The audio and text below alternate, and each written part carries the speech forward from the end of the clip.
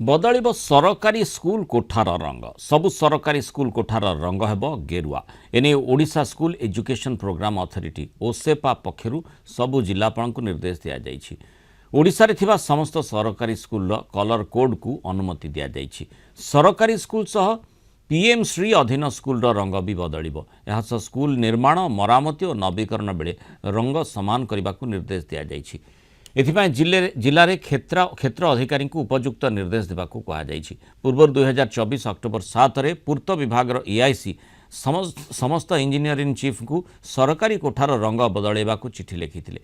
एथिरे सरकारी कोठार बाहर कांथ कमला रंग रखा जाइतबा बेले धड़ीगुड़ी को लाल रंग करने को निर्देश दिया जाइथिला।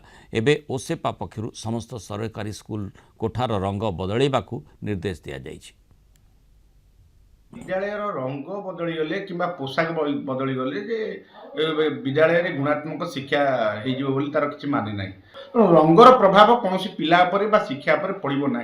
तेणु गेरुआ कले जे पिला माने भल पढ़े और ओडिशार शिक्षा व्यवस्थाटा गुणात्मक हो तार किसी माने ना। तेणु सरकार को आम अनुरोध करूँ कौन रंग परिवर्तन करूँ ना, बरं जेतिक टंका खर्च कर रंग बदलवाई से टंकार शिक्षक नियुक्ति करंतु, भित्तिभूमि विकास करंतु एवं जहाँ जहाँ आवश्यकता अच्छी विद्यालय ताकू पूरण कले गुणात्मक शिक्षा हो पार।